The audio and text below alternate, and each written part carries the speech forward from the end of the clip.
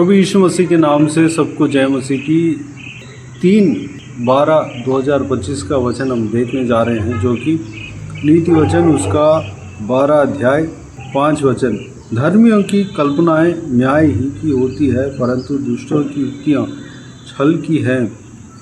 मेरे प्रियो, अगर हम धर्मी जन हैं तो हमारे कल्पनाएं भी उस तरह की होंगी। हम जो है गलत अगर सोचेंगे तो परमेश्वर उसको सही कर देगा।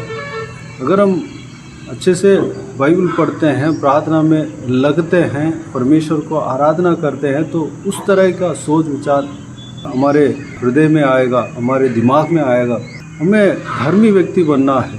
हम जो है बाइबल पढ़ना, प्रार्थना करना, इस चीज़ों में हम जो है रुकना नहीं, इस चीज़ों से हम दूर नहीं होना है, बल्कि हम इस आत्मिक क्रिया को हमेशा करते रहना है।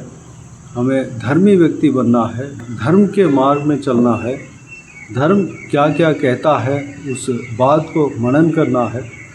अगर हम उस तरह करते हैं तो हमारे सोच विचार भी सही होंगे। हम कल्पनाएं, न्याय की कल्पनाएं करेंगे। हम जो भी सोचेंगे धर्म के अनुसार ही सोचेंगे। हमारे दिमाग में परमेश्वर का वचन को अगर हम भरेंगे तो हमारा सोच सही रहेगा, हमारे जो है डिसीजन सही रहेगा। अगर हम जो है परमेश्वर के वचन से दूर रहेंगे तो परमेश्वर के खिलाफ़ की बातें हमारा हृदय में आएगा, परमेश्वर के खिलाफ़ की बातें हमारे दिमाग में आएगा, और उस तरह हम करने लगेंगे और परमेश्वर से दूर हो जाएंगे और पाप करने लगेंगे। मेरे प्रियो, हमें धर्मी जन बनना है।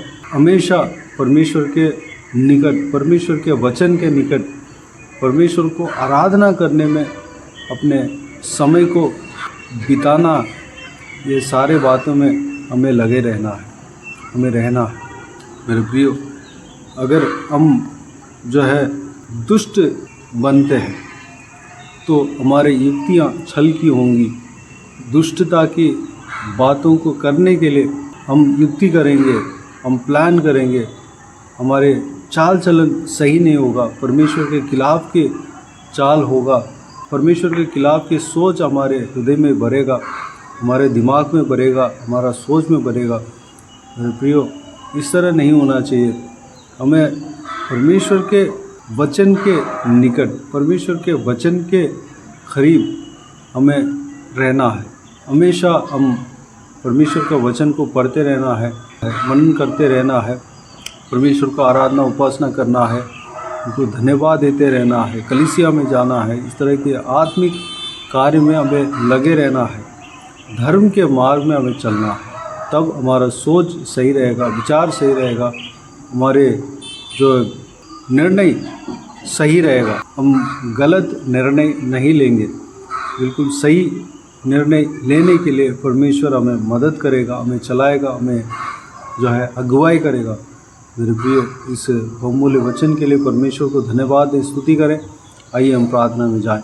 प्यारे पिता, दयालु परमेश्वर, आपको धन्यवाद देता हूँ इस बहुमूल्य वचन के लिए, आपको धन्यवाद देता हूँ परमेश्वर। इस बहुमूल्य वचन के द्वारा हमने जो भी मनन किया पिता, उस बात के अनुसार हम धर्मी व्यक्ति बनने के लिए अनुग्रह देना, धर्म के काम को करने के लिए, धर्म के मार्ग में चलने के लिए अनुग्रह देना पिता, धर्म के मार्ग में चलने के लिए, धर्मी व्यक्ति बनने के लिए, और आपके वचन के निकट रहने के लिए, हमेशा आपके वचन को पढ़ते रहने के लिए, प्रार्थना में लगे रहने के लिए, और आपको आराधना उपासना करते रहने के लिए, आपके करीब रहने के लिए, आपके उपासना में हमेशा लगे रहने के लिए, आत्मिक कार्य में हम बने रहने के लिए अनुग्रह देना। अगर हम इस तरह करते हैं तो हमारा सोच विचार सही रहेगा, हमारे चाल चलन सही रहेगा, हमारा बातचीत सही रहेगा। परमेश्वर हमारा मन में आपके वचन रहने पाए, हमारा हृदय में आपके वचन रहने पाए, हमारे सोच विचार में आपके वचन रहने पाए परमेश्वर, तब हम सही निर्णय ले पाएंगे परमेश्वर, सही मार्ग में हम चलने पाएंगे।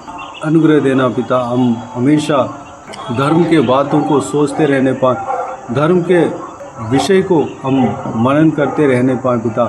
आपके वचन को हम मनन करते रहने पाएँ पिता, अनुग्रह देना।